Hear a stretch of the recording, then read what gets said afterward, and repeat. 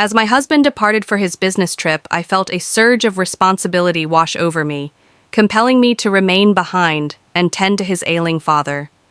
It felt like the right decision until I heard his voice echoing from the bathroom pleading for help with his shower. I froze. It seemed innocent, or at least that's what I believed. His gaze, the uncertainty in his voice, and the thick steam swirling around us. Something shifted between us.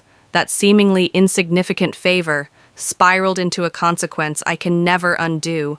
If only I had mustered the courage to say no when my husband Colin announced he would be leaving for a week-long conference in Chicago. A heavy silence fell between us. I held my breath. Choosing not to voice my unease, he poured his heart and soul into his work, and now standing on the precipice of a monumental opportunity, everything hung in the balance. Our marriage was still in its infancy, just over 2 years. Yet I had forged a deep connection with his family, particularly with his father Martin in his late 60s. Martin faced the daunting aftermath of hip surgery, each step a battle against the pain that threatened to consume him. He was adamant about remaining at our home for a while, following the procedure, refusing to consider hiring a nurse or relocating to an assisted living facility. "I don't want strangers fussing over me," he said, his smirk tugging at the corner of his lips, voice edged with defiance. Besides, he pointed out, we had enough room to accommodate him. I agreed, perhaps too quickly, too willingly. Martin had always been polite, but there was something deeper, a charm that pulled me in and made me feel profoundly seen. Yet I had never found myself alone with him for more than a fleeting few hours prior to Colin's trip now. With only the two of us in the house, an unsettling atmosphere enveloped everything, thick with unspoken words and lingering glances. Distinct, the initial 2 days unfolded without a hitch. Martin often withdrew into his own world, absorbed in the newspaper each morning, while the afternoon slipped away in the flickering glow of the television. I prepared meals for him, meticulously monitored his medications, and at times guided him with care from the living room to the bathroom, supporting him with his walker on the third evening. I couldn't shake the feeling that he appeared more exhausted than ever before. Each step he took was heavy, a wince escaping his lips with every slight movement on the couch. I hesitated, my heart pounding, and finally asked him, "Are you okay?" I think I pushed myself too far. Trying to grab the soap earlier, he confessed, wincing as he rubbed his side. "I may find myself in need of assistance when it comes time to step into the shower tomorrow." My heart raced as uncertainty gripped me, leaving me paralyzed in silence. I knew help could mean more than just physical support, but I still nodded, masking my unease with a polite smile. "Absolutely whatever you desire that night." Sleep eluded me the moment Martin asked for help, haunted my thoughts, his eyes locking onto mine for a fleeting second, a desperate plea for reassurance flickering within them. It was innocent, I insisted to myself. Though a nagging doubt clawed at the edges of my mind, it all felt logical on the surface. Yet deep inside, a strange flutter stirred, as if something unspoken was taking root. The following morning, I guided him to the bathroom just as I had vowed to do. I meticulously ensured the floor was dry, carefully laid out a towel, and brought him a fresh change of clothes, each action steeped in anticipation. I lingered outside the door, my heart racing as he undressed within our words, barely breaking through the fragile barrier of wood that separated us. "Are you holding up in there?" I shouted into the void. "Not quite." He responded, a hint of uncertainty, lacing his words. "Could you please pass me that washcloth on the sink?" I reached in my heart. Racing eyes averted and reluctantly handed it over his hand. Grazed mine, and an electric jolt surged through me, a wave of heat igniting something deep within. Is there a sense of awareness lingering in the air? I stumbled back, heart racing, and slammed the door shut behind me that afternoon. An unsettling silence hung heavily in the air between us. Martin sat engrossed in the documentary, while I feigned concentration on my laptop. Yet my gaze betrayed me, repeatedly drawn to him. Despite the passage of time, he exuded a formidable presence, his broad frame commanding attention, the salt and pepper beard meticulously groomed, framed a face that held an unexpected depth, with warm brown eyes that seemed to harbor untold stories. I loathed myself for being aware that fateful night I found myself in the kitchen preparing spaghetti. We sat across from each other at the table, the sound of our forks clinking against the plates, slicing through the heavy silence that enveloped us. Martin's gaze slowly lifted, a storm of emotions brewing within him. "I truly appreciate everything you've done," he murmured, his voice barely above, a whisper laden with unspoken emotion. "I've never been accustomed to having someone look after me." I offered a soft smile, concealing the storm brewing within. "It's nothing at all. You're everything to me." He let out a low, unsettling chuckle. "Yet I can't help but feel fortunate that Colin chose to marry someone as remarkable as you." The compliment hung in the air, heavy and charged, far longer than it ever ought to have. I nervously tucked a strand of hair behind my ear, my gaze dropping to the plate before me, an overwhelming wave of shyness washing over me. The following days melded into a haunting cadence. I would guide him to the bathroom, remaining close by, ready to spring into action if needed, with clothes laid out for him, prepared for whatever might unfold. Every attempt to remain clinical and detached slipped further from my grasp the moment I caught Martin's gaze lingering on me as I bent to retrieve something, or felt the weight of his hand resting just a heartbeat too long. When I assisted him to his feet, the tension tightened around us, making it increasingly difficult to ignore the unspoken connection brewing beneath the surface. Could it have been a figment of my imagination? One morning, as I guided him toward the kitchen, he faltered, a moment of uncertainty hanging in the air. I clutched his arm tightly, anchoring him in the storm of uncertainty. He leaned into me, and in that fleeting moment I felt the heavy presence of him, the intoxicating warmth radiating between us. As he withdrew, the space between us shrank to mere inches, the air thick with unspoken words. "Thank you," he whispered, his voice barely breaking the silence. I nodded, my voice caught in my throat. The air was thick with his scent, a blend of soap and an unmistakable raw masculinity that sent shivers down my spine under the cloak of darkness. I reached out to Colin. Our conversation was fleeting, his voice laced with an unsettling distraction. I held back the truth of my unease in his absence, the way Martin's presence began to loom larger in my thoughts, an unwelcome reality. I was reluctant to confront the following morning. I discovered Martin perched on the edge of his bed, an expression of deep frustration etched across his face. "I'm sorry," he said, his voice trembling slightly, "but I think I'll need a little more help today. My shoulder is in turmoil, refusing to cooperate, leaving me unable to lift it as I should. I swallowed hard with your shower. The air thickens, anticipation crackling like electricity." He nodded, a slow, deliberate movement that hung in the air, heavy with unspoken words. I lingered in that moment, time stretching endlessly around me. I forced myself to nod, even as my heart pounded in protest. "Okay," I whispered, one step at a time in the bathroom. The air thickened with steam, wrapping around everything like a shroud. Martin lingered behind the frosted glass, his silhouette shrouded in an unsettling haze. "Could you hand me the shampoo, please?" he inquired, his voice laced with an unspoken urgency. I hesitated at the threshold, my gaze averted from him, the air thick with unspoken words. He lunged for the bottle, but his fingers faltered, sending it crashing to the floor with a sudden instinct. I lowered myself to retrieve it, and in that fleeting moment, an intense warmth surged just beneath the surface, igniting a spark of anticipation. I retreated swiftly, my heart racing wildly in my room. I perched on the edge of the bed, my knees quaking with an unsettling anticipation. A shift was unfolding between us, an unspoken tension crackling in the air, and I found myself questioning whether I possessed the strength or the clarity to put an end to it all the next day. The tension between us was undeniable. A line had been drawn, or maybe even crossed. Martin and I felt an undeniable shift in the air.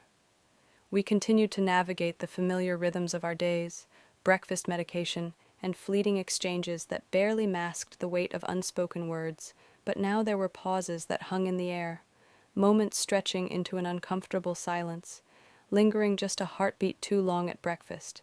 As Martin reached for his coffee, his fingers grazed mine, igniting a spark that sent a jolt through the air between us. We stood paralyzed, caught in the moment. The touch lingered for a fleeting moment, seemingly insignificant in theory, yet it ignited a surge of warmth that coursed through my arm. His eyes shot up to meet mine, a charged moment hanging in the air. Before we both hastily averted our gazes, I threw myself into cleaning, folding laundry, desperately seeking any distraction to silence the turmoil in my mind.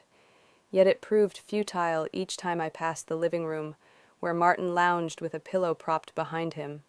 An unsettling sensation washed over me as I sensed his gaze trailing my every move, not in a way that makes one uncomfortable, but rather with a keen eye for detail, deliberate. And it filled me with a deep-seated resentment that I couldn't shake off, loathed even more that it stirred within me.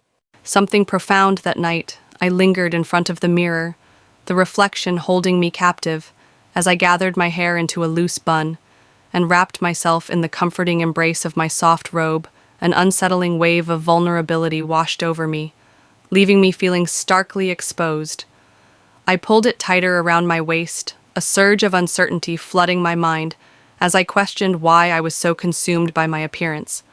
As I made my way to my room, a chilling creak echoed from Martin's door, which had swung open just a fraction. He must have heard me. The weight of that realization hangs in the air, thick and suffocating. I hesitated, caught in a whirlwind of uncertainty, weighing the choice between slipping away silently or confronting the turmoil within him. Just as I was about to make a choice, his voice pierced through the silence. "Brooke, is that really you?" "Yeah," I whispered, my heart racing as I dared to glance inside. "Do you need anything at all?" He sat bolt upright in bed, his reading glasses teetering precariously on the edge of his nose, a novel clutched tightly in his hand. "Absolutely not. Sleep eluded me, a restless torment in the dark. I couldn't deny it either," I confessed. He gestured with a subtle intensity. "Step inside, if you truly desire it," with a pounding heart. I paused for a moment, then crossed the threshold. The room was thick with the lingering scent of his cologne, a haunting reminder of his presence. Immaculate, powerful. The lamp flickered, casting a haunting glow that deepened the shadows on his face, revealing the turmoil within. "I was just thinking," he said, his voice barely above a whisper, laden with unspoken weight, "how unsettling it is to place my trust in someone once more throughout your journey. You carry the weight of being the resilient one, the one who can handle it all. Then, in an instant, the world turns upside down." I nodded, the weight of the moment pressing heavily upon me. It's not a sign of frailty in moments of despair. We all find ourselves reaching out for a lifeline. His gaze pierced through me, a deep, searching look that held a weight of unspoken words. "Your patience has been remarkable. Your generosity leaves me utterly speechless. Words fail to capture my gratitude for everything you've done." "It's all right," I whispered, my voice trembling with uncertainty. Yet the intensity of his gaze caused my voice to tremble, caught in a web of uncertainty. "I truly mean it," he insisted, his voice thick with conviction. "You never expected this, did you not at all?" His hand lay on the blanket, palm open, fingers poised in a delicate stillness, as if holding the weight of unspoken words. I lingered on it, the weight of the moment pulling me deeper into its grasp, before I finally broke free. "Well," I declared, rising to my feet, "do not hesitate to reach out if you find yourself in need of anything. I really need to close my eyes for a while." He offered a subtle smile, one that hinted at deeper emotions beneath the surface. "Sleep well, Brooke." I shut the door with a heavy thud, my heart pounding in my chest. The following day I steered clear of any moments alone with him. I allowed him to drift into a deep slumber while I remained in the kitchen, the silence thick with unspoken thoughts and lingering tension throughout the morning. But as the afternoon wore on, Martin's voice echoed from the hall, cutting through the silence. Brooke. I approached, my heart racing with every step. I think I need to shower again. He confessed, a hint of desperation lacing his voice. I understand this is a significant request. It's all right. I whispered, a heavy weight in my chest, fully aware that my answer was already decided. I arranged everything meticulously, just as I had done countless times before, the towel perfectly folded, clean clothes waiting in anticipation, and the slip-proof mat positioned with precision. Yet this time the atmosphere surrounding us was thick with unspoken words. Electrified, he crossed the threshold into the bathroom, and I lingered just outside, heart racing, as the sound of the water cascaded within, but then piercing through the silence, I caught an abrupt, muffled curse. Is everything all right? I inquired. I dropped the soap again. He muttered, his voice laced with frustration and a hint of despair, but with this hip I find myself unable to bend down my breath. Hitched, are you certain you want me to?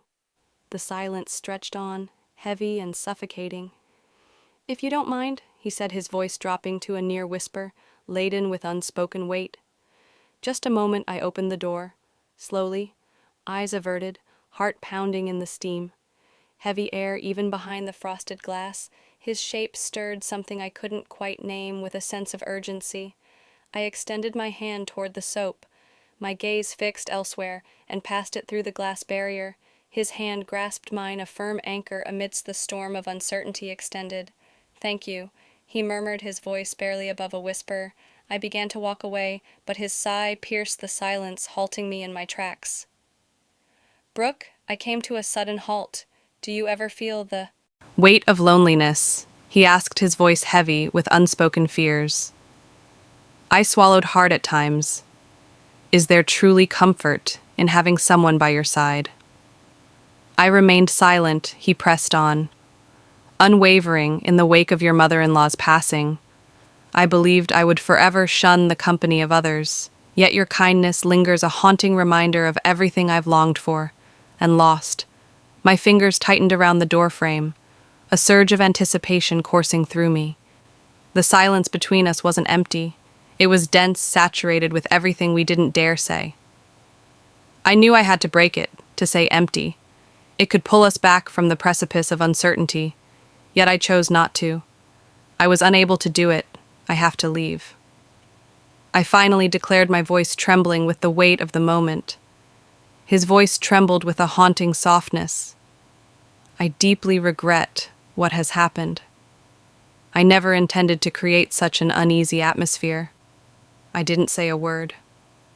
I whispered before turning away and walking out.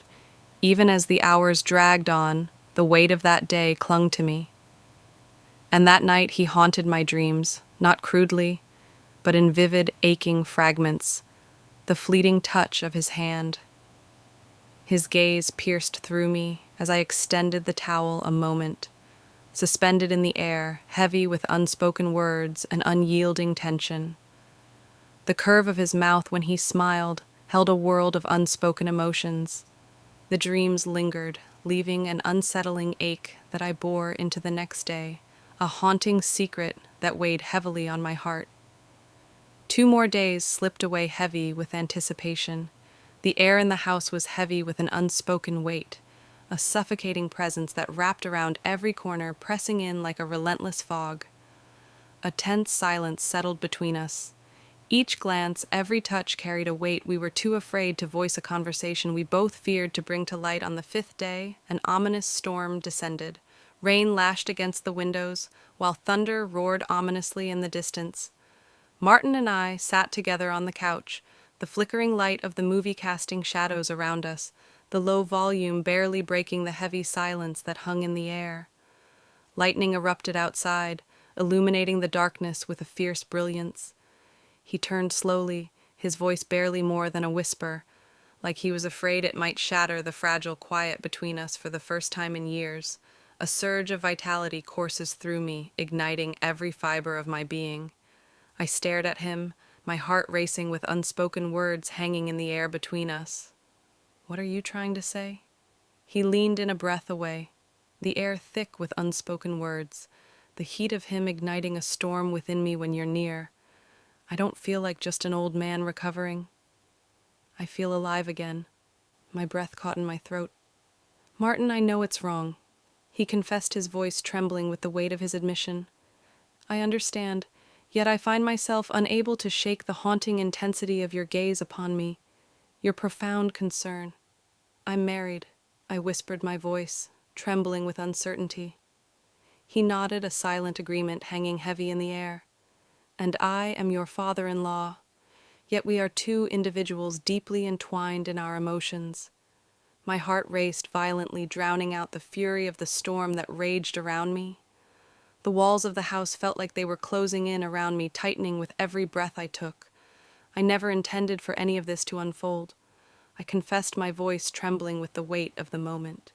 He leaned back ever so slightly, a deliberate gesture that felt like a dance of distance, not retreating, but creating a chasm of unspoken words between us. I know, he said, his voice barely above a whisper, laden with unspoken weight. I didn't either yet. Deep down, we both understood that the moment had slipped away from us, irrevocably lost. The storm raged on, relentless and unforgiving, for hours on end. The rain pounded mercilessly, transforming the windows into a hazy veil, as if nature herself sought to obscure the world beyond. Inside the house, an unsettling silence hung in the air, thick and oppressive. I urged myself to surrender to sleep, to don a face mask scroll through my phone. Engage in any distraction, anything to avoid remaining on that couch with Martin, yet I remained frozen in place. Neither did he. We both sat there ensnared, not merely by the storm raging outside, but by the suffocating silence that hung heavy with all that remained unvoiced between us. I should get some rest, I murmured at last, my voice barely rising above a whisper, heavy with unspoken weight. He nodded, yet an invisible weight held us both in place, neither daring to rise. Instead, he extended his hand, each movement measured and intentional as he placed it over mine. It was a seemingly innocent gesture, yet the warmth of his skin surged up my arm with an intensity that felt like flames igniting within me. I could have turned away, but something held me there, tethered to the moment, caught in the web of uncertainty. I ought to have. Yet I chose not to.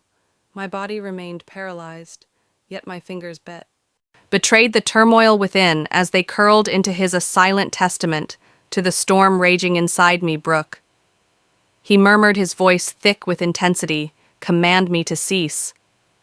I gazed at him, tracing the deep lines etched into his face, the sorrow lurking behind his eyes, the raw hunger he no longer attempted to conceal.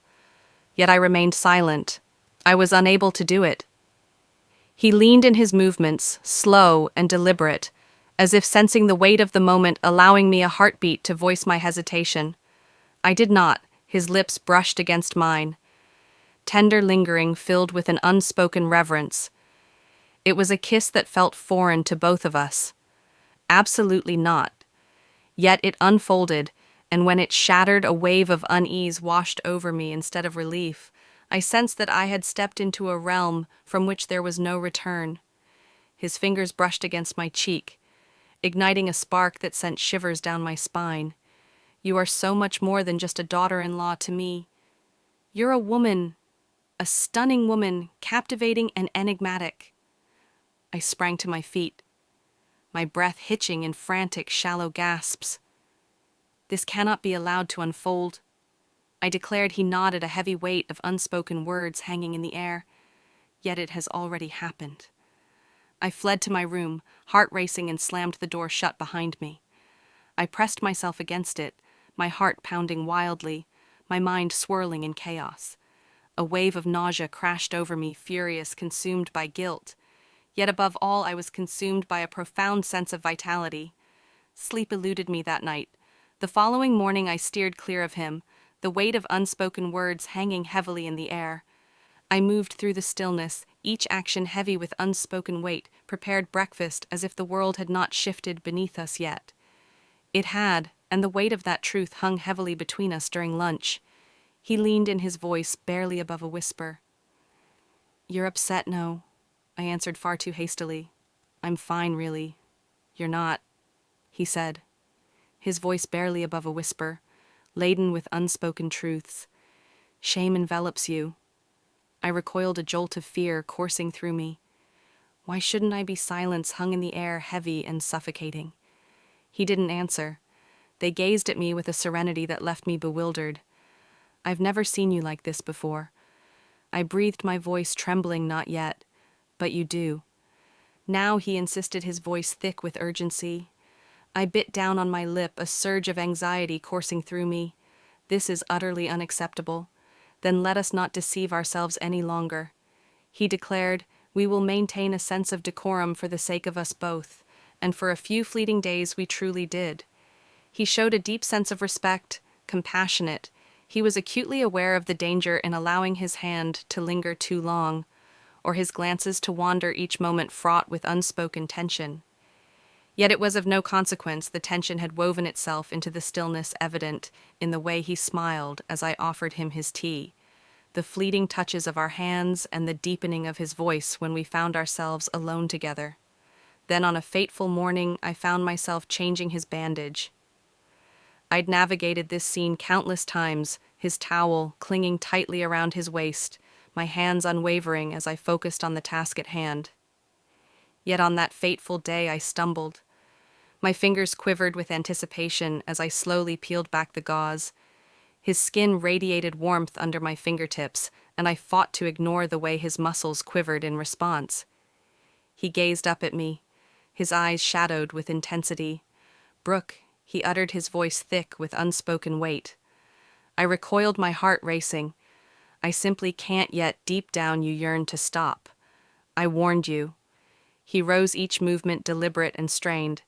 The towel slipped from his grasp, but in a heartbeat he snatched it back, tension crackling in the air.